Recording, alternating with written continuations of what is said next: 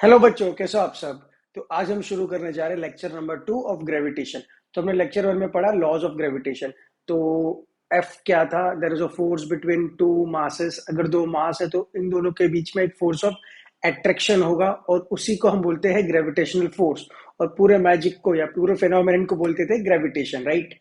तो वो फोर्स का फॉर्मूला था G m1 m2 by r square that was proportional to masses and inversely proportional to square of distance between them.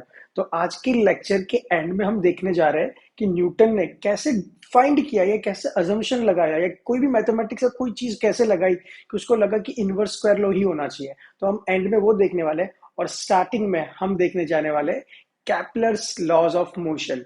तो Jonas Kepler एक scientist थे, basically वो astronomer थे, एस्ट्रोफिजिकिस्ट थे। उन्होंने पूरे 3 लॉ बनाए, उसको बोलते प्लानिटरी लॉज ऑफ मोशन।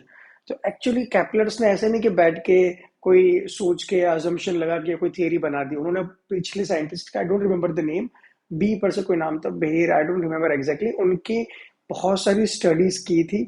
उनको कैप्लर ने स्टडी किया ठीक से और उनके बाद कैप्लर ने समझा, थोड़ी मैथमेटिक्स लगाई, थोड़ी एम्पेरिकल रिलेशंस लगाए और 3 law that is called planetary laws of motion को फॉर्मुलेट किया। ठीक है, तो हम तीनों लॉज को ठीक से डिटेल में एकदम कॉन्सेप्चुअली देखने जा रहे हैं। ठीक है, तो आपको बहुत मजा आने वाला है और डिटेल में पता चल जाएगा कि कैप्लर का लॉ क्या कहना चाहता है और हमारे जो प्लैनेट्स है बेसिकली, या तो हम खुद भी एक प्लैनेट पे रहते हैं, अर्थ पे, राइट। तो अर्थ हमारा सन के आसपास कैसे रोटेट करता है और क्या मैथमेटिकली या क्या साइंस है उसके पीछे, वो पूरी क्रैक करने वाले, पूरी समझने वाला है। ठीक है बच्चों, तो चलो शुरू करते हैं। तो पहले लॉ समझाने से पहले मैं आपको थोड़ी मैथमेटिक्स में लेके जाऊंगा। कुछ डरने की बात नहीं है, मैं कोई प्योर मैथमेटिक्स में नहीं जाने वाला हूँ, बस बहुत बेसिक से मैथमेटिक्स को जाने वाले। तो फर्स्ट टॉपिक इज, ये आना जरूरी है क्योंकि है ना, कैप्लर के लॉ समझने के लिए थोड़ी मैथ्स का आना बहुत जरूरी है, तो उसको पहले समझ लेते हैं। तो first is, what is an ellipse. I am sure कि बहुत सारे बच्चों को थोड़ी थोड़ी बातें पता होगी एलिप्टिकल शेप के बारे में या एलिप्स के बारे में। मैं थोड़ी डिटेल में मैथ्स बताने वाला हूँ। ओके, तो व्हाट इज एन एलिप्स। अगर मैं बच्चों ये बताऊं, ये ड्रॉ करूं, देखो आपके सामने ये क्या है, एक्स एक्सिस, ठीक है, और ये है वाई एक्सिस। ये हमारा origin point, this are origin point, let's say 0 0, एकदम जीरो पे है। अगर मैं बोलूं एक डिस्टेंस आर पे, ठीक है, ये कितना डिस्टेंस है आर, ये इतना है ना, ये डिस्टेंस आर, मतलब ये पॉइंट क्या हो गया, R0, एक्स पे आर, वाई पे जीरो, है ना, आपको सबको आता है। उस पॉइंट से एक आर्क लेके ऐसा चीज बनाओ, तब उसको क्या बोलते हो, गंदा बना ना, पर ठीक है समझ लिया ना, सर्कल है। दिस इज सर्कल, है ना, ये क्या बना, सर्कल। तो इसका मैथमेटिकल फॉर्मूला, आई मीन अगर पता है तो, अगर मैथमेटिकल फॉर्मूला क्या है, X square plus Y square is R square. अगर आपका जो सेंटर पॉइंट है वो ओरिजिन पे, यहाँ पर सेंटर क्या है, ओरिजिन, नहीं तो X minus alpha whole square plus Y minus beta whole square. Alpha beta क्या है, जो पॉइंट है सेंटर के, आपको पता होगी, सिंपल ज्योमेट्री है सर्कल की, है ना, ये सर्कल की सिंपल ज्योमेट्री है। ठीक है, ओके। अगर मानो ये सर्कल को, अगर मानो ये सर्कल को, सर्कल बेसिकली क्या होता है ना, हर जगह से सेम रेडियस, पर इसको ना मैं ठीक से ड्रॉ करता हूँ ताकि सही से फील आएगी, नहीं तो फिर बोलोगे सर क्या हो गया, ये तो गलत है। ठीक है, तो एक काम करता हूँ, पहले अच्छा सर्कल ही बना लेता हूँ। अरे सर बढ़िया सर्कल, ठीक है, बेटर है एटलीस्ट पहले से तो, है ना। ये हो गया हमारा एक्स, सॉरी ये एक्स, और ये वाई, ये हमारा ओरिजिन पॉइंट। ये पॉइंट क्या हो गया, रेडियस है ना, तो R0। ये वाई पे तो ये क्या होगा, 0 R। अरे ये डिस्टेंस R है ना, रेडियस हर जगह रेडियस ही है, पर ये वाई में है तो 0 R। ये आता है ना करना, ये पॉइंट्स लगाना। ये माइनस में तो -R0, हाँ सर आता है, मैथ्स में सीखा था। ठीक है, मैथ्स में सीखा ही होगा ऑब्वियसली। ठीक है, यहाँ तक क्लियर, ओके। अगर मानो ये सर्कल को मैं थोड़ा यहाँ से मारता हूँ, प्रेस करता हूँ, तो सर्कल क्या हो जाएगा, थोड़ा चपटा हो जाएगा। अरे यार, एक बॉल है, एक बॉल को मैं कॉम्प्रेस कर रहा हूँ ऊपर से, है ना, ऊपर नीचे से कॉम्प्रेस कर रहा हूँ, देखो ना, ये बॉल को मैं कॉम्प्रेस कर रहा हूँ। तो कुछ ऐसा, कुछ ऐसा, कैसा सर, ऐसा, है ना, कुछ ऐसा शेप ले लेगा। अरे मानो कि नहीं मानो, अरे इसको मैंने इसको कॉम्प्रेस कर दिया, हो जाएगा कुछ ऐसा। एग्जैक्टली ऐसा नहीं होगा, मतलब थोड़ा सा ठीक वाला शेप होगा, मैंने रैंडमली ऐसे ड्रॉ कर दिया, तो ऐसा कुछ शेप होगा ना, ये सुनो। इस शेप को हम बोलते हैं एलिप्स, और उसको बोलते हैं एलिप्टिकल शेप। अगर आप मानोगे तो ये जो रेडियस थी, अरे देखो ये रेडियस कितनी थी, ये डायमीटर क्या हो गया 2r, यहाँ पर भी डायमीटर क्या है 2r, तो ये डिस्टेंस 2r से बढ़ जाएगा और ये 2r से कम हो जाएगा। तो लेट्स से ये बढ़ के कितना हो गया, वी डोंट नो एग्जैक्टली, हमें पता नहीं कितना हो गया। लेट्स से ये डिस्टेंस हो गया आपका 2a, है ना, ये डिस्टेंस है 2 है। और ये डिस्टेंस क्या होगा, यहाँ से यहाँ, यहाँ से यहाँ, है ना, यहाँ से यहाँ, ये डिस्टेंस क्या हो गया, लेट्स से 2b। क्लियर। अरे ये सर्कल को कॉम्प्रेस किया तो यहाँ से मोटा हो गया, यहाँ से पतला हो गया, तो ये बन गया 2a, ये बन गया 2b। 2a मतलब ये वाला डिस्टेंस, सर a क्यों नहीं b क्यों नहीं, अरे क्योंकि 2a ले लेंगे तो ये बन जाएगा a, और ये प्यारा से यहाँ से a, इसलिए इसको बोलते हैं हम, जो 2a वाला चीज है उसको हम बोलते हैं, I just write with red pen, इसको बोलते हैं मेजर एक्सिस। और जो 2b वाला है, मतलब ये वाली एक्सिस को बोलते हैं माइनर एक्सिस। अरे मेजर एक्सिस माइनर एक्सिस क्यों, यहाँ पर जो मेजर मेजर है यहाँ वही माइनर है, क्योंकि सेम है डायमीटर। और यहाँ पर क्या हो गया, मेजर एक्सिस बड़ी है, माइनर एक्सिस छोटी है। अगर ऐसी चीज मिलती है कुछ हमें, इसको हम बोलते हैं एलिप्स। और ये इक्वेशन फॉलो करता है ये वाला, X square upon A square plus Y square upon B square equals to 1। खाली यही नहीं, ये इक्वेशन फॉलो करता, अरे ये 0 0 पे, लेट्स से ये 0 0, यहाँ पर पॉइंट क्या होगा, ये डिस्टेंस कितना, अरे टोटल 2 है तो ये कितना होगा a, तो ये पॉइंट होगा a0, ये हो जाएगा -a0। ये टोटल 2b, तो ये क्या है b, तो ये क्या हो जाएगा 0b, और ये क्या बन जाएगा 0 -b। क्लियर, ये पॉइंट्स मिल गए आपको, समझ में आ गया। इसका एक और खासियत है ये सर्कल, सॉरी इलिप्स का, ये पर्टिकुलर शेप का, यहाँ पर एक हमें पॉइंट मिलता है जो बिल्कुल एक दूरी पे होता है, उसको बोलते हैं ए ई। और सेम पॉइंट यहाँ पर भी मिलता है, उसको हम बोलते हैं ए ई। कितना, ए ई। तो इस पॉइंट को बोलते हैं ए ई 0, और यहाँ पर वो मिलेगा -a0। अरे क्योंकि ये ए डिस्टेंस पे, ए इंटू ई, अरे ए इंटू ई, ए क्या आपका मेजर एक्सिस का half, that is called semi major axis, और मल्टीप्लाई बाई ई। अब ई क्या है हमारा, व्हाट इज ई, तो ई को बोलते हैं एसेंट्रिसिटी। एसेंट्रिसिटी इसका वैल्यू होता है बेसिकली बच्चों 0 से 1 के बीच में, मैथमेटिक्स है, पर आपको मैं थोड़ा फिजिकल फील दूंगा। अब सोचो ए इंटू ई है, अगर ई का वैल्यू जैसे जैसे 1 की तरफ भागता है, मतलब ई बड़ा होते जा रहा है, लेट्स से पहले 0 था, अब 0.1 हो गया, 0.2, 0.3, 0.5, 0.8, अब 1 की तरफ भाग रहा है, तो आप देखोगे डिस्टेंस बढ़ रहा है ए वाला। और ए डिस्टेंस डायरेक्टली ए में, अगर ई मैक्सिमम हो गया तो ई 1 हो गया, तो ये ए 0 क्या हो जाएगा, ए 0, मतलब कि ये डिस्टेंस क्या बन जाएगा, ये वाला। Correct everybody. और लेट से ई छोटा हो रहा है, 0 की तरफ भाग रहा है, ई जैसे जैसे 0 होने की कोशिश करेगा तो ये डिस्टेंस छोटे छोटे छोटे छोटे छोटे ये होता रहेगा, right. Correct. Basically eccentricity physically feel क्या देता है कि आप कितना उसको कॉम्प्रेस कर रहे हो। अगर मैं बहुत ज्यादा कॉम्प्रेस कर रहा हूँ, मतलब ई को मैं 1 की तरफ बढ़ा रहा हूँ, ई को जैसे 1 की तरफ बढ़ाऊंगा तो ये डिस्टेंस देखो बढ़ रहा है, ए जैसे बढ़ा तो ये छोटा होता रहेगा, और ए जैसे कम होते रहेगा ये बड़ा होते रहेगा। So eccentricity gives the idea of how much ellipse, I mean जितना इलिप्टिकल है वो कितना इलिप्स, देखो 2 इलिप्स हो सकता है, एक ऐसा भी इलिप्स हो सकता है ए में, दूसरा इलिप्स इतना छोटा भी हो सकता है, तो इलिप्स का कंपैरिजन कर सकते हैं। करेक्ट। तो ये जो एसेंट्रिसिटी है, अगर इट इज गोइंग टूवर्ड्स 1, तो वो क्या बना रहा है, more and more elliptical shape बना रहा है। अगर eccentricity is going towards 0, it is going for more and more circle. Clear. ये थोड़ी सी ज्योमेट्री, सर ये क्यों बोला, हाँ। और ये पॉइंट को, जो ये फिक्स डिस्टेंस पे होता है ए 0, इस पॉइंट को हम बोलते हैं फोकाई, एफ ओ सी आई। कुछ बच्चे प्यारे फोसाई भी बोलते हैं, आई डोंट नो एग्जैक्टली क्या बोल सकते हैं, फोसाई या foci, it's a pronunciation, it's I don't know, मुझे देखना पड़ेगा कि ऑक्सफोर्ड में कैसे बोला जाता है और अमेरिका में कैसे बोला जाता है, बिकॉज इट डिपेंड्स ऑन कि अमेरिकन कैसे बोलते हैं या तो यूके वाले लोग कैसे बोलते हैं। पर जनरली मैंने देखा फोकाई ही बोलते हैं, पर कुछ बच्चे फोसाई भी बोलते हैं। Foci is a point, foci, और फोकस, उसको फोकस भी बोल सकते हो आप, है ना, फोकस पॉइंट। ठीक है, चलो प्यारा सा ज्योमेट्री कॉपी कर लो। व्हाट इज एन इलिप्स, तो इलिप्स का एक शेप है, अंडे जैसा शेप, कैसा, अंडा बना दिया, एक बॉल को हमने कॉम्प्रेस करके अंडा बना दिया। कितना कॉम्प्रेस कर रहे हो वो आइडिया देता है एसेंट्रिसिटी, कोई काम का नहीं है।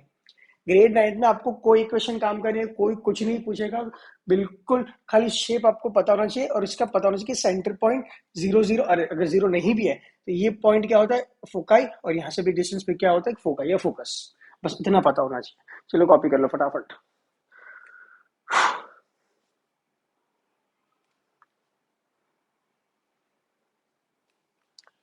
चलो done done done. Can I erase? Okay okay. चलो प्यारे बच्चों, एलिप्स क्लियर हो गया।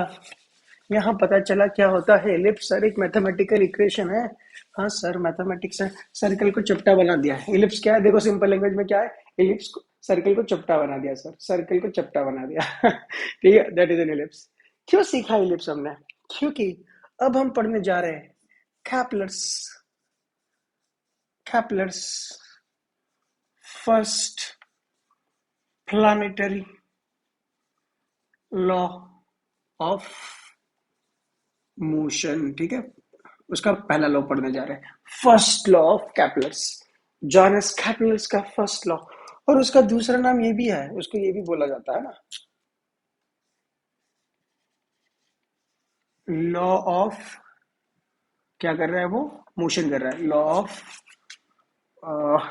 Just orbits, sorry, law of orbits. कभी कभी सर भूल जाते हैं, लॉज ऑफ ऑर्बिट्स। ठीक है, क्लियर? ओके। अरे लॉ ऑफ ऑर्बिट्स को क्या क्या बोला जाता है आपको टेक्निकली समझ में आएगा, उसको रट्टा मारने की जरूरत नहीं। बचपन से पढ़ाया गया हम। Can you start right? आप बुक पेन लेके बैठे हो ना ठीक से? चलो बढ़िया।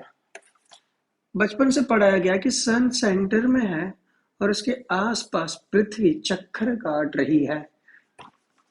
जैसे ये सेंटर पे है ना, सन एक सेंटर पे है।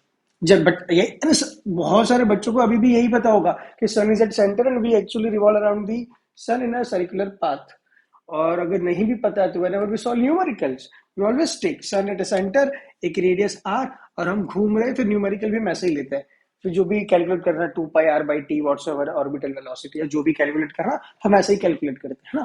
तो यही हमारे माइंड में छप गया है और बुक्स में भी वही देखते हैं। Even in diagrams, even in wallpapers, जो लाइव वॉलपेपर्स भी होते हैं कुछ फोन्स में है ना, तो वहां पर भी यही है, सन ऐसा होता है और इसके आसपास जो ऑर्बिट्स होती है वो बिल्कुल सर्कुलर दिखाई जाती है।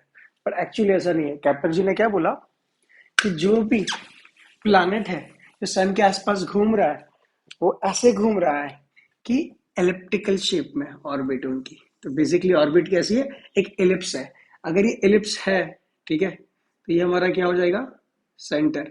ठीक है, अगर मैं इसको ये बताऊं, ये मेजर एक्सिस, लेट्स से ये माइनर एक्सिस। ठीक है, ये मेजर ये माइनर, ये हमारा पॉइंट क्या हो गया, focus one, let's say F1, ये हो गया फोकस टू F2। ठीक है, A0 वो वाला point.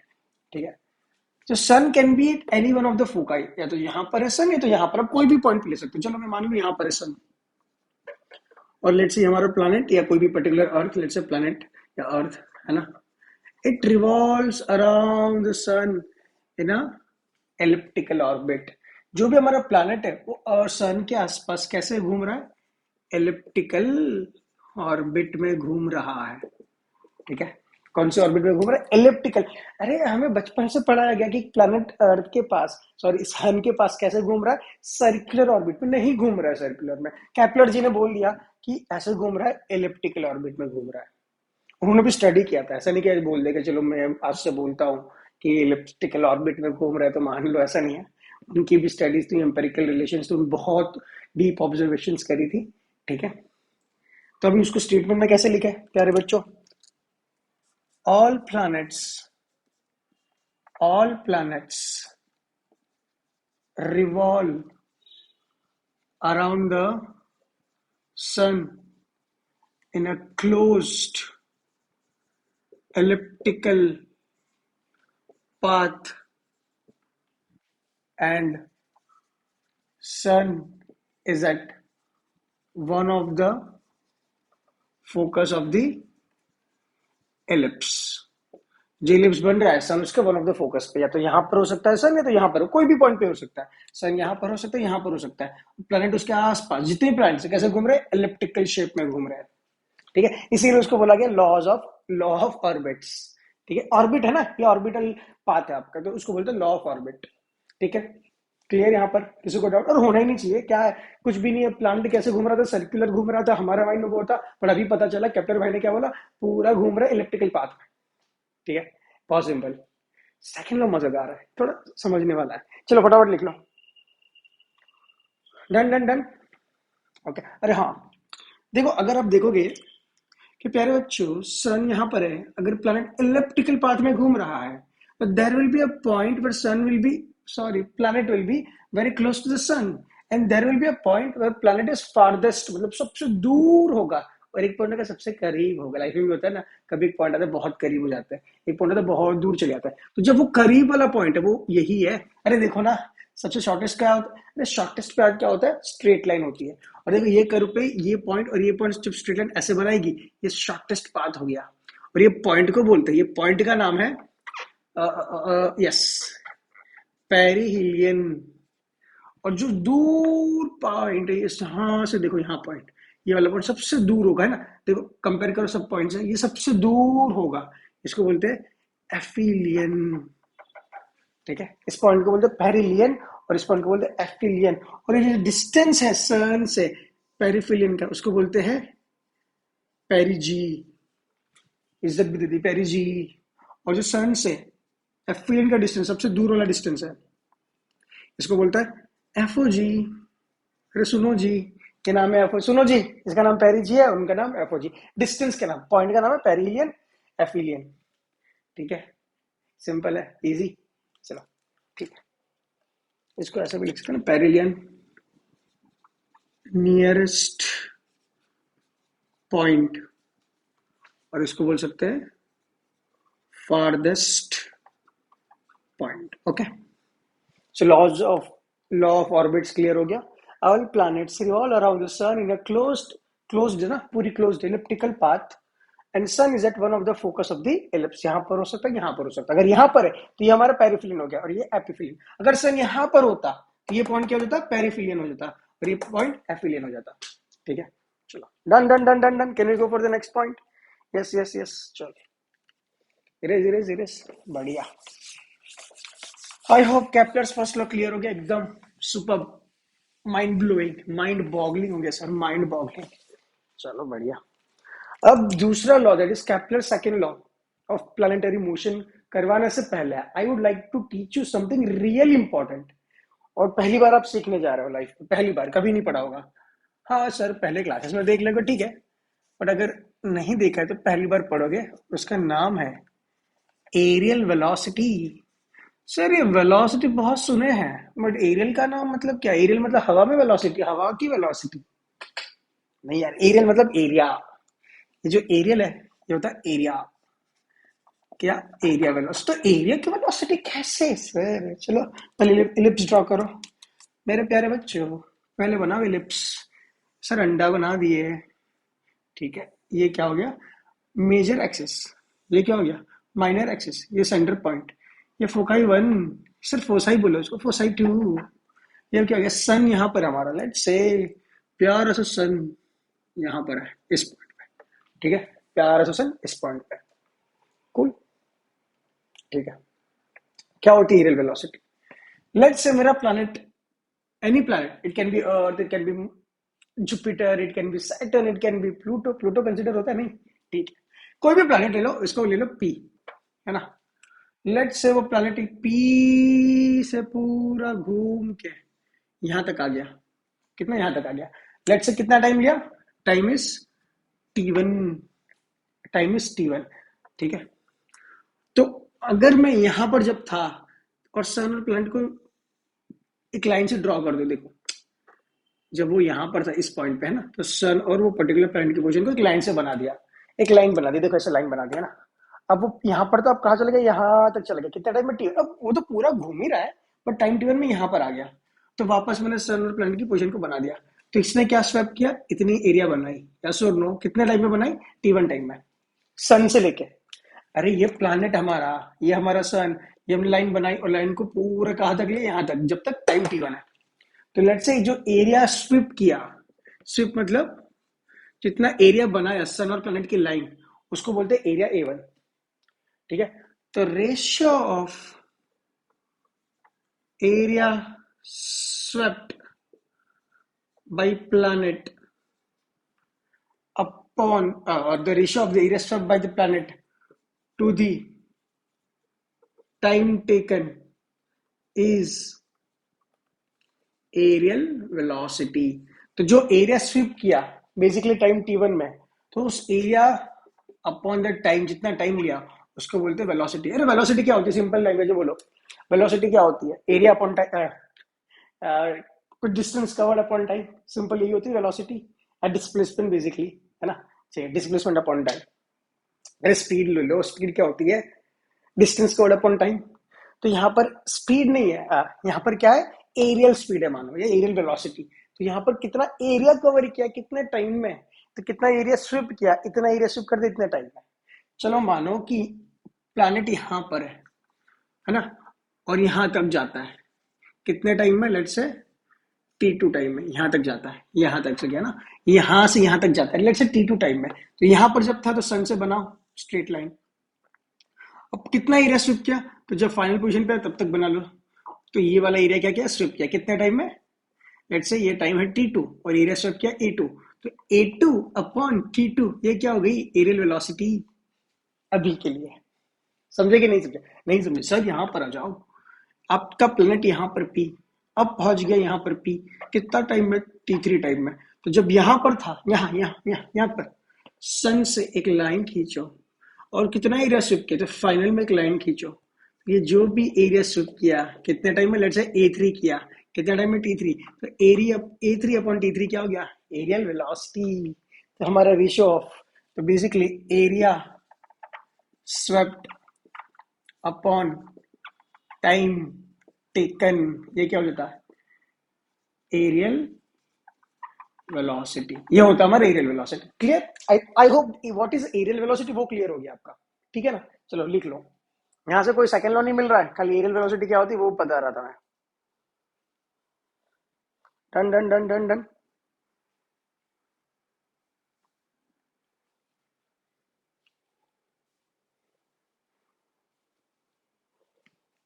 Okay,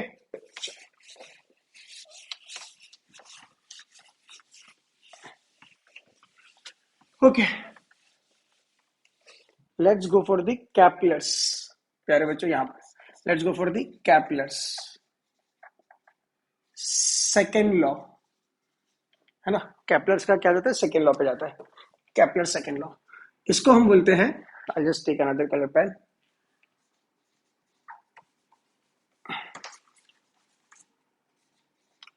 law of area. तब नाम सुन के पता चल गया कि एरियल वेलोसिटी का काम होगा। अरे ऑब्वियसली अगर एरिया आ गया तो यहाँ पर कॉन्सेप्ट क्या यूज होगा? Areal velocity. और हमें पता है what is aerial velocity? Area upon time, area swept upon time taken, वही होती है एरियल वेलोसिटी। चलो बढ़िया, देखो स्टेटमेंट लिखता हूं पहले, because already you know what is aerial velocity, तो स्टेटमेंट लिखता हूं।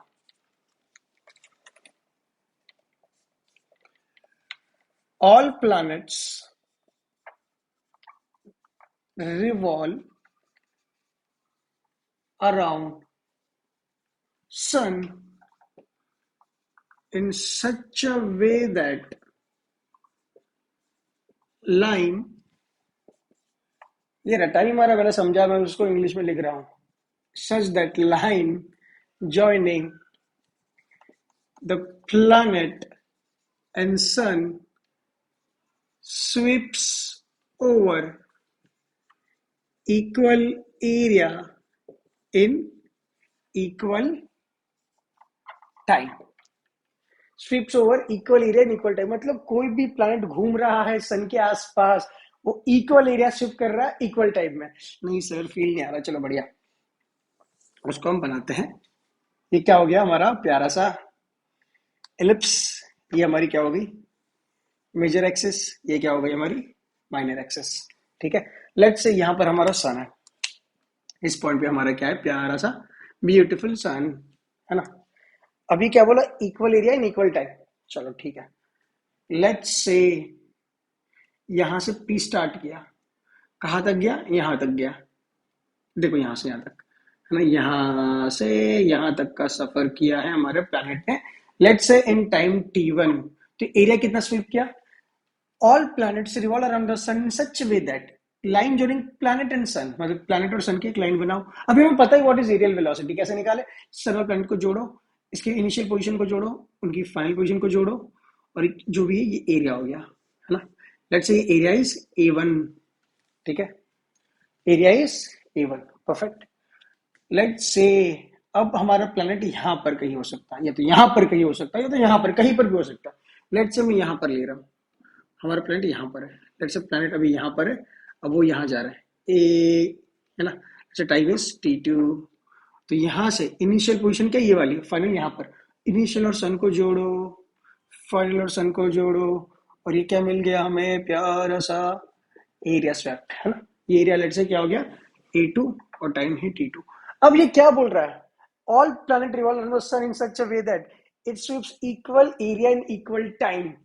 अगर मैं बोलूं if T1 is equals to T2, अगर ये टाइम, दोनों का टाइम पीरियड सेम है, ये, अरे टाइम पीरियड मतलब कि यहां से यहां जाने में जो टाइम लिया दैट इज T1, यहां से यहां जाने में जो टाइम लिया वो T2, अगर दोनों सेम है then my A1 is has to be equals to A2। मतलब जो एरिया स्विप किया यहाँ पर, अरे देखो ना, एरिया जितना स्विप किया वो सेम एरिया यहाँ पर स्विप होगा। अरे जो एरिया यहाँ पर प्लैनेट ने स्विप किया वो सेम होगा अगर मेरा टाइम सेम है तो। या तो उसका अदर मीनिंग क्या होता है? If T1 equals T2, A1 equals to A2। मुझे बताओ व्हाट इज एरियल वेलोसिटी? क्या होती है एरियल वेलोसिटी? जल्दी जल्दी बोलो, क्या होती है areal velocity? Area swept upon time taken, area swept upon time taken. ये क्या बोल रहा है कि they sweep equal area in equal time. मतलब अगर मैं A1 अपॉन T1 का फैक्टर लेता हूं, A1 अपॉन T1 मतलब इसका एरियल वेलोसिटी लेता हूं, okay, let's say this is my aerial velocity 1। अगर मैं इसका एरियल वेलोसिटी लेता हूं that is nothing but A2 upon T2, that is nothing but aerial velocity 2। अगर ये टाइम T1 T2 सेम है तो A1 A2 क्या होगा? सेम। मतलब कि A1 upon T1 has to be equals to A2 upon T2। It means ये क्या बोलना चाह रहा है स्टेटमेंट से? इस स्टेटमेंट से खाली ये बोल रहा है कि areal velocity of planet is constant. The planet revolves around the sun at constant aerial velocity. Aerial velocity constant, planet की खुद की ऑर्बिटल वेलोसिटी कांस्टेंट नहीं। ऑर्बिटल मतलब जो प्लैनेट के पास खुद वेलोसिटी जो घूम रहा है वो नहीं, जो एरिया स्वीप कर रहा है वो क्या है? कांस्टेंट है। तो कोई भी रेशियो ले लो, अरे समझे कि नहीं समझे? अरे A1 अपॉन T1 क्या? Areal velocity 1, A2 upon T2 areal velocity 2। अब वो क्या बोल रहा है कि if T1 equals to T2, A1 has to be equals to A2। उसका मतलब क्या है? A1 upon T1 has to be equals to A2 upon T2। Ratio क्या होगा? कांस्टेंट होगा। The ratio is constant because they sweep equal area in equal time. ये बोला ही, if ये हुआ तो ये होगा ही, और ये बोल रहा कि ये होता ही है, तो ये क्या हो गया? ये होता ही है, मतलब एरियल वेलोसिटी कांस्टेंट है प्लैनेट का। इट डजंट मीन कि A1 upon T1, A1 equals to A2 equal T2, T1 equals to T2, हर बार ये नहीं होगा। अरे मतलब कि अगर T1 ज्यादा है T2 कम है तो A1 ज्यादा होगा और A2 कम होगा। कांस्टेंट रहेगा क्या? एरियल वेलोसिटी कांस्टेंट रहेगी। हाँ, अगर T1 इक्वल्स टू T2 है तो टाइम पीरियड दोनों का सेम, तो एरिया बिल्कुल सेम होगा। पर अगर T1 ज्यादा है T2 से तो एरिया A1 भी ज्यादा होगा। इन सच विद कि जो रेशियो बनाएगा वो कांस्टेंट हो जाएगा। तो यहां पर हमें क्या समझना है? Areal velocity of planet is constant, and this is true for planets. It is given for planets, planet से फॉलो करते हैं, ठीक है। तो एरियल वेलोसिटी कांस्टेंट है। देखो यहां से क्या पता चलता है? अरे सोचो, देखो यहां पर एक प्लैनेट है, सेम प्लैनेट यहां से यहां जा रहा है, ठीक है, और लेट्स से टाइम T3 में जा रहा है, तो एरिया कितना स्विप कर रहा है? लेट्स से ये वाला, है ना, is the area swept, let's say A3। T1 is not equal to T2, T2 is not equal to T3, मान लिया, चलो तीनों इक्वल नहीं है, पर तीनों का ratio that is A1 upon T1 has to be equals to A2 upon T2 has to be equals to A3 upon T3। ये इक्वल होगा ही होगा because areal velocity is constant. ये बोलता है हमारे प्लैनेट जो भी है, जितनी भी वेलोसिटी उसकी है वो एरियल वेलोसिटी कांस्टेंट ही रहेगी। एरियल वेलोसिटी क्या रहेगी? कांस्टेंट ही रहेगी, ठीक है। तो अगर ये आपका T1 T2 से बड़ा या छोटा है तो एरिया भी उस हिसाब से बड़ा या छोटा हो जाता है, क्योंकि वो रेशियो को मेंटेन कर देता है, चलो यहाँ तक क्लियर हो गया। आई होप अब मैं ज्यादा एक्सप्लेन नहीं करूंगा, मुझे पता है कि अब क्लियर हो गया। ठीक है प्यारे बच्चों। बट यहाँ से हमें एक चीज बहुत प्यारी समझ में आती है कि एरियल वेलोसिटी कांस्टेंट है but not the orbital velocity. चलो ये कॉपी करे तो लिख लो फटाफट। I erase this because I need to write something else. Can I erase, can I erase, can I erase? चलो, I hope areal velocity constant है वो लिख लिया होगा आपने। Okay okay. सो बेसिकली यहाँ पर हमें ये पता चला कि areal velocity of planet or planets is constant. That implies planet sweeps equal area in equal time। मतलब अगर इक्वल टाइम है तो इक्वल एरिया करेंगे, अगर इक्वल टाइम नहीं है तो डिफरेंट एरिया करेंगे, बट जो रेशियो होगा वो कांस्टेंट होगा, है ना? जो रेशियो होगा वो क्या होगा? कांस्टेंट होगा। ठीक है, equal area in equal time. अब मुझे बताओ, चलो मान लिया, इसको हटा देना, इसको भूल जाओ अभी ना, इसको भूल जाओ, ये वाले पॉइंट्स को भूल जाओ। ठीक है, अब यहां पर आ जाओ। लेट्स से अगर मुझे मानो कि ये T1 is equals to T2 है, ठीक है, T1 has to be equals to T2, मतलब जो टाइम पीरियड यहां ले रहा है वो सेम टाइम पीरियड यहां ले रहा है। ठीक है, तो एरिया क्या होना चाहिए? सेम होना चाहिए। If T1 equals to T2 तो A1 has to be equals to A2 because area velocity constant है हमारी। तो अगर ये एरिया और ये एरिया सेम होगा तो ये एरिया देखो यहां से डिवाइड हो रहा है और ये एरिया यहां से हो रहा है, तो ये पतला होकर यहां पड़ जाएगा और ये तो डायरेक्टली मोटा होकर जाएगा। क्लियर है ना? अरे इसको, इसके बाद इतना लेंथ मिल जाएगा एरिया को बन लेने में, और इसको तो लेंथ बहुत कम है, राइट? तो इसके एरिया यहाँ से वाइडन होना स्टार्ट हो जाएगा और यहाँ से धीरे धीरे वाइड होगा। करेक्ट? तो यहाँ पर अगर आप देखोगे प्लैनेट T1, अगर यहाँ पर आप देखोगे, अगर time is constant, let's say time is T, और यहाँ पर भी टाइम क्या है? T. T1 equal T2 equal T लग रहा है। ठीक है, तो प्लैनेट को देखो यहां से यहां आने में कितने टाइम में आना है? ये वाला पाथ टी टाइम में आना है, और सेम टाइम में प्लैनेट को यहां से यहां आना है। अगर टाइम सेम है तो एरिया सेम है, तो एरिया बड़ा होगा यहाँ पर, यार एरिया सेम होगा पर ये पाथ बड़ा होगा, यहाँ पर पाथ छोटा होगा। ठीक है, तो इट सेम टाइम उसको इतना लेंथ कवर करना है और प्लैनेट को यहां से यहां आने में इतना ज्यादा लेंथ कवर करना है। तो बेसिकली यहां पर प्लैनेट की स्पीड क्या होगी? स्पीड ऑफ प्लैनेट की कौन सी स्पीड? ऑर्बिटल। क्या होगी?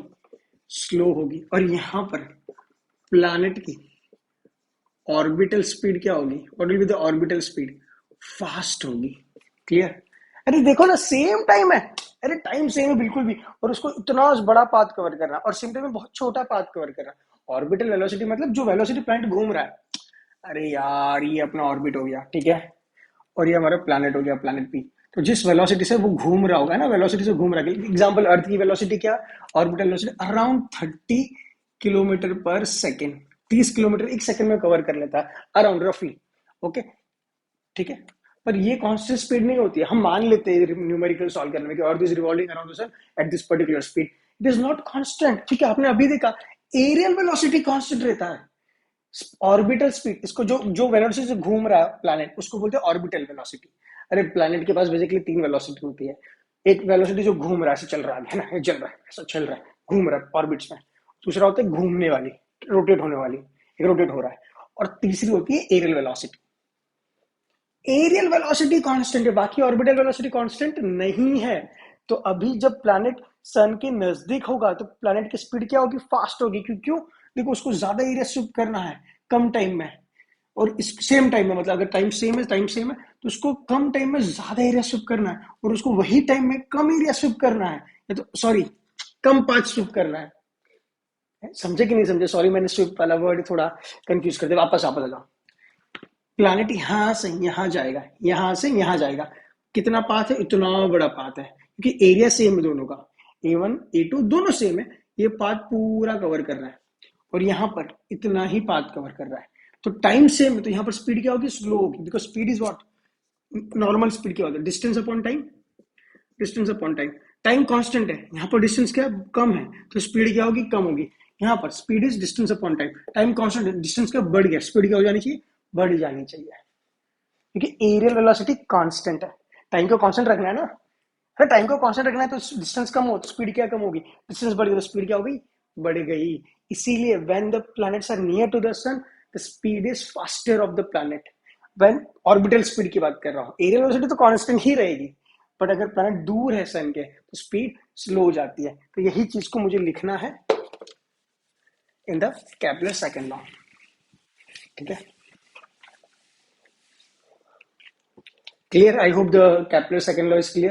At the end, I will just bifurcate all the three laws. Don't worry. ठीक है प्यारे बच्चों, I'm just erasing now.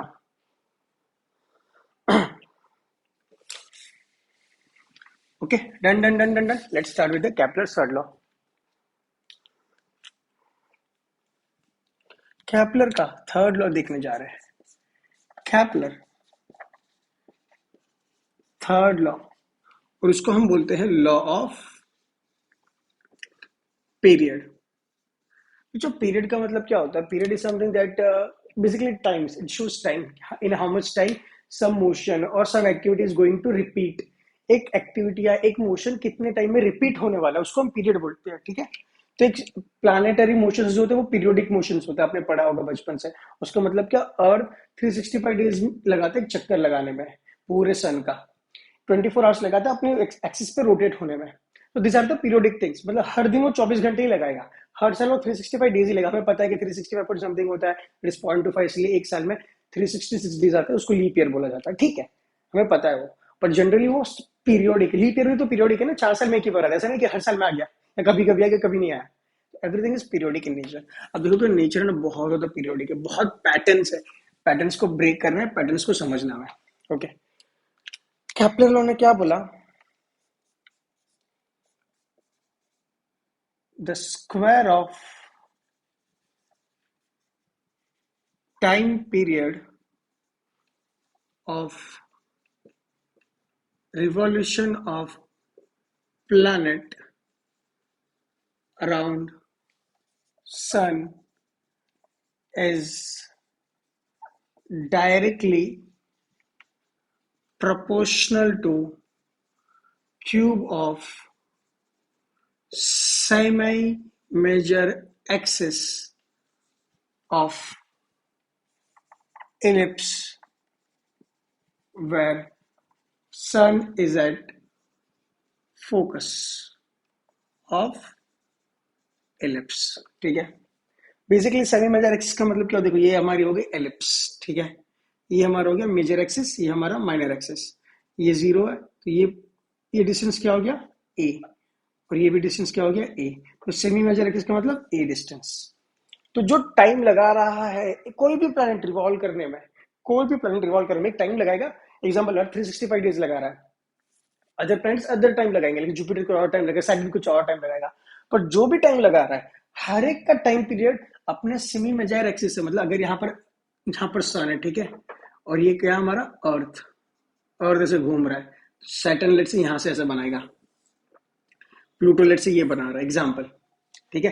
तो सबका एक मेजर एक्सिस होगा, तो एनी प्लैनेट का जो भी ऑर्बिट होगा उसका एक सेमी मेजर एक्सिस होगा, मेजर इसका हाफ बेसिकली, ओके। तो जो टाइम पीरियड होगा that is square of proportional to cube of semi major axis, where t is what, time period of any particular planet। A क्या है, semi major axis, ठीक है, ठीक है, time period of any particular planet, a क्या है, semi major axis, ठीक है प्यारे बच्चों। ये हमारा हो गया law of period of third law. मतलब कोई भी प्लैनेट अगर घूम रहा है इलिप्टिकल शेप में, तो जो टाइम पीरियड लगाएगा, टाइम मतलब कितना टाइम लगेगा पूरा अर्थ को रोटेट करने, पूरा सन को रोटेट करने में, या कुछ आधा रोटेट करने में, कुछ भी रोटेट करने में, जो भी पूरे सॉरी रिवॉल्व करने में, है ना। तो जो टाइम पीरियड लगाएगा वो उसका square is directly proportional to cube of semi major axis of that elliptical orbit. जो भी इलिप्टिकल ऑर्बिट बनेगी उसका सेमी मेजर एक्सिस मतलब हाफ उसका क्यूब होगा। और सर अगर हम न्यूमेरिकल सॉल्व कर रहे हैं, ठीक है, इसमें हम लेंगे सन को सेंटर में, अर्थ लेट से घूम रहा है उसके आसपास, हमने मान लिया कि वो सर्कुलर ऑर्बिट है, तो फिर सेमी मेजर एक्सिस क्या बन जाएगा, उसका रेडियस बन जाएगा, कुछ भी नहीं होगा, उसका रेडियस, मान लो रेडियस उसका, खत्म हो गई बात, है ना। चलो ठीक है प्यारे बच्चों, let's go for the numericals. तो ये थे कैपलर्स के लॉ, जो बहुत ही प्यारे और बहुत सिंपल है यार, बहुत सिंपल है। तो एक बार आराम से वीडियो को ठीक से देखना है, अगर एक बार में समझ में ना आए तो दूसरी बार देख सकते हो, और बहुत अच्छे से समझ में आ रहा है तो 1.5 2x पे देख सकते हो और पूरा खेल समझ सकते हो, ठीक है। चलो let's go for the numerical, it's a numerical time.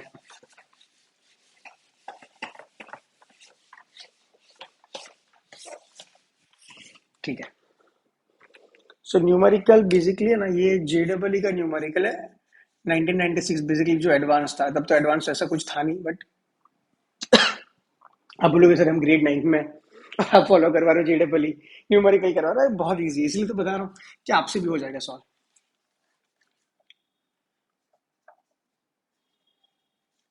Let's say the distance between earth and sun becomes half, है ना, distance between earth and sun becomes half of its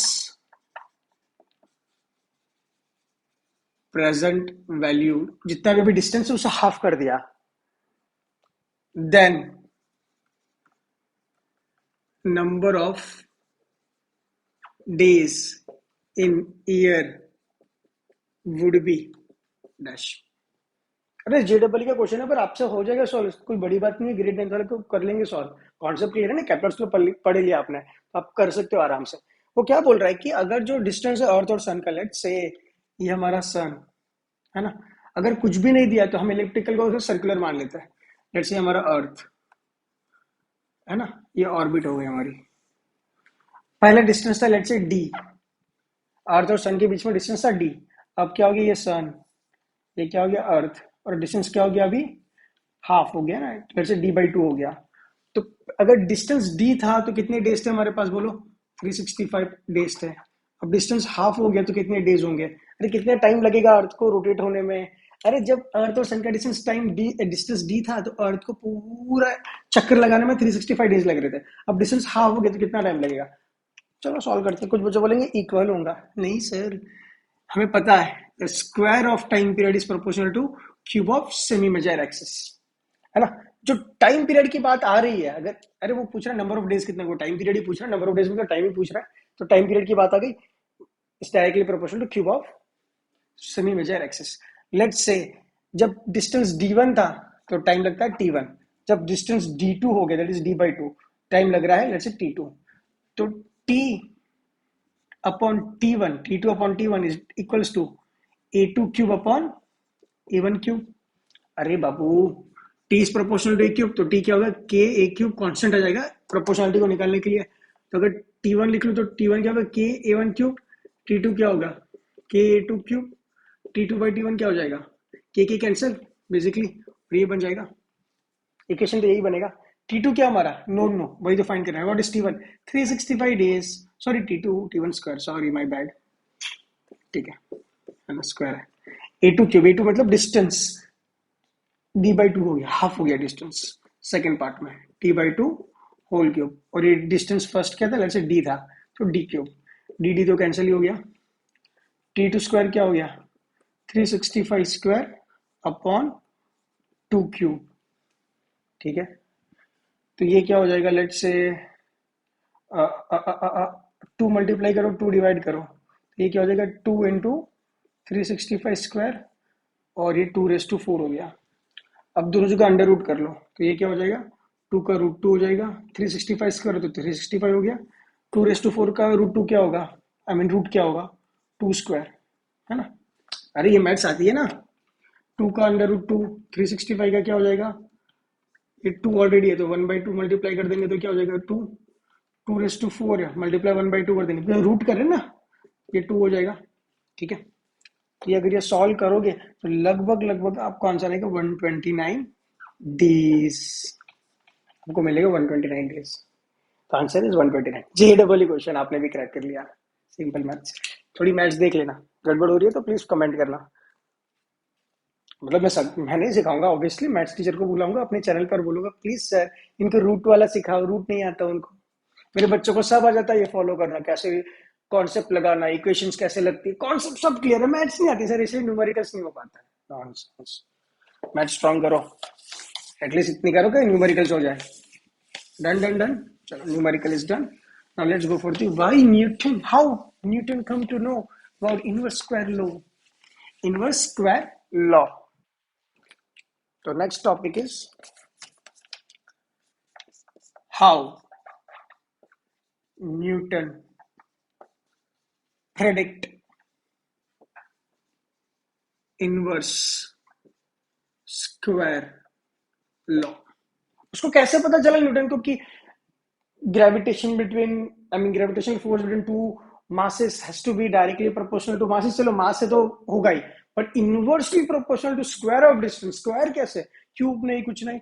तो वो देखते हैं। चलो मान लो कि सन यहां पर है एट द सेंटर, और उसके आसपास कोई प्लैनेट घूम रहा है, लेट्स से प्लैनेट पी, है ना। अगर सन आसपास प्लैनेट घूम रहा है तो सन प्लैनेट पे क्या लगा रहा है, ग्रेविटेशन फोर्स लगा रहा है। सेम फोर्स प्लैनेट सन पे भी लगा रहा है, ऐसा नहीं कि प्लैनेट नहीं लगाएगा, सेम अमाउंट ऑफ फोर्स लगेगा, हमें पता है। अगर वीडियो वन देखिए तो आपको बहुत क्लैरिटी है कि ये प्लैनेट, सन अगर प्लैनेट को खींच रहा है अपनी तरफ, तो at the same time planet sun को भी अपनी तरफ खींच रहा है। ठीक है, क्लियर आप। सन प्लैनेट को खींच रहा है लेट्स से फोर्स एफ से, है ना।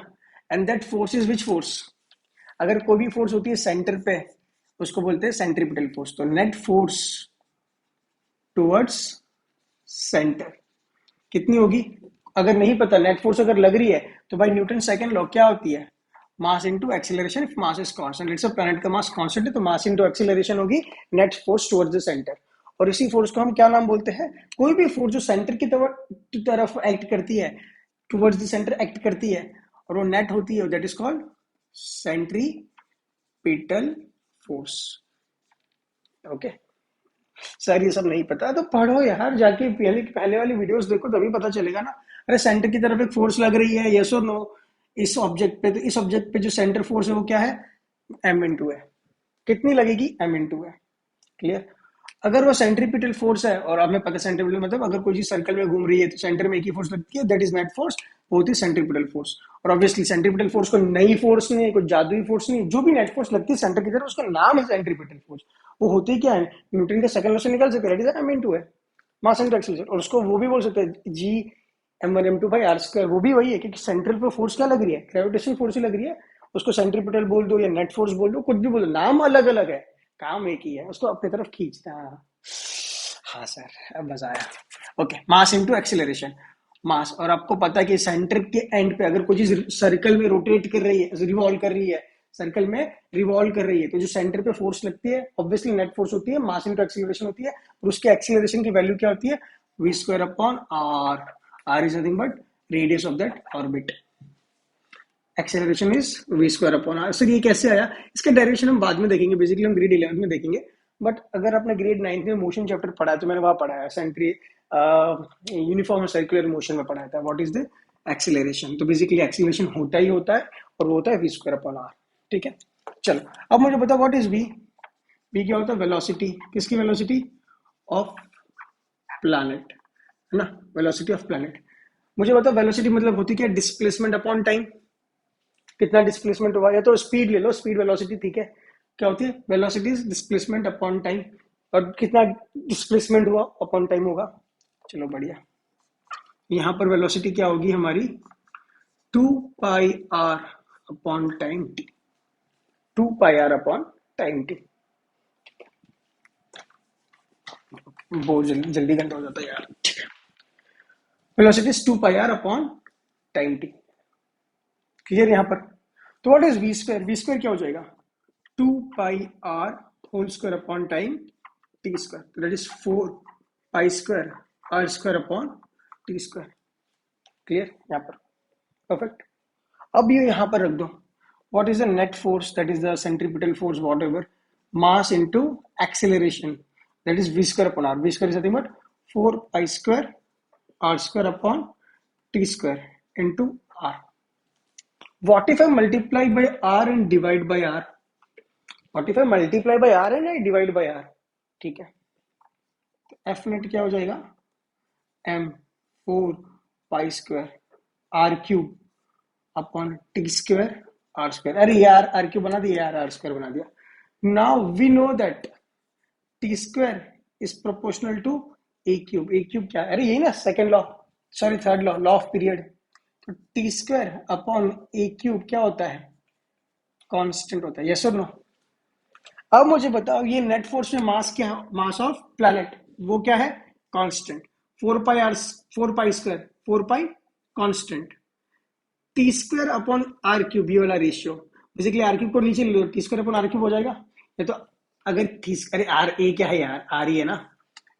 यहाँ पर सेमी मेजर एक्सिस पड़ी है तो सर्कल ले लिया, तो हमने क्या बोला था, अगर सर्कल ले लोगे तो जो सेमी मेजर एक्सिस वो क्या बन जाएगी, आपकी रेडियस बन जाएगी। ये क्या बन गया, कांस्टेंट। तो बचा क्या, एफ नेट और रिलेशन कैसा है, रेडियस का, that is the orbital planet का पाथ का। So F net is directly proportional to, inversely proportional to square of radius और डिस्टेंस। तो यहां से न्यूटन ने प्रेडिक्ट किया, ओहो जो नेट फोर्स लग रही है प्लैनेट पे बिकॉज ऑफ सन, वो ग्रेविटेशनल फोर्स ही है, दूसरा नाम सेंट्रीपिटल फोर्स है, पर जो भी नेट फोर्स लग रही है is directly proportional, sorry inversely proportional to square of radius और square of the orbital path, है ना। बढ़िया, यहां से न्यूटन को पता चला। क्लियर, देखो हमने क्या किया, नेट फोर्स निकाला। नेट फोर्स अगर पता नहीं है कभी भी, हमें पता है न्यूटन के सेकंड लॉ ने क्या बोला, नेट फोर्स होती है मास इनटू एक्सीलरेशन, अगर वो नॉन इनर्शियल इनर्शियल फ्रेम से देख रहे हैं, मतलब कि एक्सीलरेशन जीरो, मैं दूर से देख रहा हूँ जहां पर मेरी एक्सीलरेशन जीरो है, तो मैं देख रहा हूँ अच्छा सन यहाँ पर प्लैनेट ऐसे ऐसे घूम रहा है, ठीक है, उस पर नेट फोर्स लग रही, कौन खींच रहा है, सन खींच रहा है, कितना ग्रेविटेशन फोर्स लग रहा है। मुझे पता है कि सन पे भी ग्रेविटेशन फोर्स लग रही है प्लैनेट की, पर मैं प्लैनेट को स्टडी कर रहा हूँ, तो प्लैनेट पे क्या लग रही है, ग्रेविटेशन फोर्स लग रही है, खींच रहा है सेंटर की तरफ खींच रहा है, तो क्या होगा, मास इनटू एक्सीलरेशन, और सेंटर की तरफ खींच रहा है तो वो सेंट्रीपिटल फोर्स है, नाम के लिए मैंने लिख लिया। मुझे पता है कि सेंट्रल की तरफ खींचेगा तो उस पर एक्सेलरेशन आएगी प्लैनेट पर, और मुझे तक वी स्क्वायर बाय आर है, तो एम वी स्क्वायर बाय, तो वी पता है मुझे, वेलोसिटी या स्पीड जो भी 2 pi are, distance upon time, यहाँ से यहाँ कवर किया distance upon time, actual distance upon time, तो क्या मेरी स्पीड मिल गई। अब स्पीड को स्क्वायर कर दिया और यहाँ पर दिया, जो कॉन्स्टेंट उसको निकाल दिया, मुझे सिर्फ रिलेशन चाहिए था नेट फोर्स और रेडियस में, तो मुझे पता चला ओहो net force is inversely proportional to square of it. कैसी रही, बढ़िया। चलो सो बच्चों यहाँ पर हम एंड करना चाहते हैं, बट एंड करने से पहले मैं एक बाइफर्केशन देना चाहता हूँ कैपलर्स के लॉ का, ठीक है, एक माइंड मैप देना चाहता हूँ, mind map of Kepler's law, बस वो देख लो फिर खत्म कर देते लेक्चर।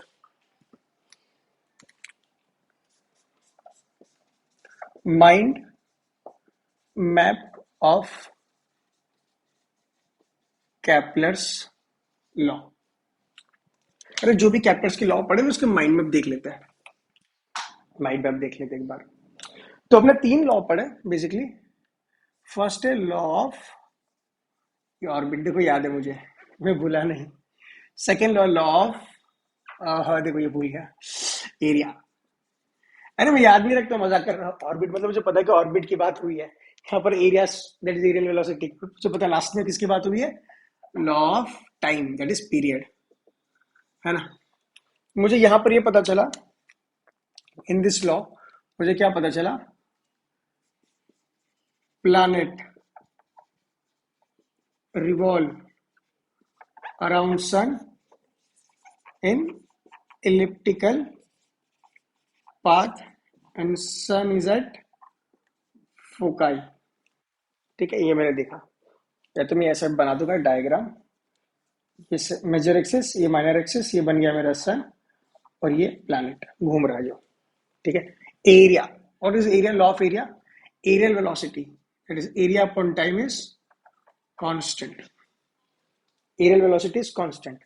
इसका मतलब ये है, if areal velocity is constant then orbital velocity of planet is not constant. तभी तो एरियल वेलोसिटी कांस्टेंट रहेगी, बताया ना मैंने, छोटा डिस्टेंस सेम टाइम, बड़ा डिस्टेंस भी सेम टाइम, तो ऑर्बिटल वेलोसिटी चेंज होगी। Then orbital velocity of planet is not constant, it means when planet near to sun, orbital velocity, कौन सी, ऑर्बिटल वेलोसिटी, मतलब ऑर्बिटल मतलब जो वेलोसिटी प्लैनेट मूव कर रहा है, ठीक है। अगर आप कार लेके बूम बूम बूम चला रहे हो, गाड़ी लेके बूम बूम जा रहे हो, तो आपकी वेलोसिटी क्या, वेलोसिटी वही वेलोसिटी, पर अगर वो एक ऑर्बिट में घूम रहे हो, मतलब एक सर्कुलर पाथ काट रहे हो, एक और अरे एक समझो आपकी फ्रेंड है, आप उसके आसपास चक्कर मार रहे हो, boom boom boom boom boom boom, तब की वेलोसिटी क्या होगी? ऑर्बिटल वेलोसिटी होगी। ठीक है, और आप मान लो कि मुझे इक्वल एरिया इक्वल टाइम में शिफ्ट करना है, इक्वल एरिया इक्वल टाइम, तो आपकी वेलोसिटी क्या होगी? कंटिन्यूसली चेंजिंग होगी। फिर planet near to the sun, orbital velocity क्या होगी? नजदीक होगा तब क्या होगी? फास्टर। और जब प्लैनेट से दूर होगा तो स्लोअर। ठीक है, चलो let's go for the last law of period, that is time square is proportional to square of the time period is proportional to cube of the semi major axis, पर T is क्या है? Time period. Time period मतलब कि कितना time ले रहा है घूमने में, चक्कर काटने में, ऑफ एनी प्लैनेट, कोई भी प्लैनेट का। A is what is A? Semi major axis of particular orbit of the particular planet, time period of the particular planet and semi major axis of the particular orbit of the particular planet. So यहाँ पर I hope कि Kepler's law आपने बहुत detail में समझ लिया, मतलब कि ग्रेड 9 लेवल पे। अगर ग्रेड 11 फिर में जाओगे तो वापस मैं शायद पढ़ाऊंगा, तो बहुत और डिटेल में प्रूफ भी दूंगा कि why areal velocity is constant, why the time period relation is like this. Maybe आपको मैं maybe completely guarantee proof दूंगा, उसका मैथमेटिकल प्रूफ दूंगा, बट अभी यहाँ पर जरूरत है ही नहीं। अरे आपके अगर किताबों में देखोगे तो शायद कुछ एनसीईआरटी में तो सिलेबस में डिलीट कर दिया है सीबीएसई ने, कहीं पर डिलीट नहीं किया, मतलब कुछ स्टेट बोर्ड्स में या कहीं पर। तो मैंने सोचा कि एटलीस्ट मैं आपको इतना डिटेल में पढ़ा रहा हूँ, अगर आप कोई रेफरेंस बुक्स भी देखोगे तो वहां पर भी खाली स्टेटमेंट्स देकर कुछ छोटी सी बात करके छोड़ दिया है। मैंने तो एक्चुअली में बहुत डिटेल में गया हूँ, और एक एक चीजों को बहुत स्पेशली एरियल वेलोसिटी को ले लो, मैंने बहुत डिटेल में समझाया, राइट। और एक न्यूमेरिकल भी करवाते लॉ ऑफ पीरियड पे। तो आई होप कि इतना तो बहुत सफिशियंट है ग्रेड 9 के लेवल पे। तो बच्चों मिलते हैं नेक्स्ट लेक्चर में, पढ़ाई करते रहिए, और जो भी पढ़ाई प्लीज रिवाइज करिए, उसके न्यूमेरिकल्स लगाइए। और अगर डाउट लग रहा है, तो लग रहा है किसी की टॉपिक ठीक से नहीं समझ में आया, I am really open for all the feedbacks. आप लिखिए, कमेंट करिए, मैं श्योर अगर नहीं अच्छा लगा तो मैं और अच्छे से वीडियो बनाने की ट्राई करूंगा, और अच्छे से कॉन्सेप्ट एक्सप्लेन करने की ट्राई करूंगा। तो चलिए बच्चों, मिलते हैं नेक्स्ट लेक्चर में। Take care, bye bye.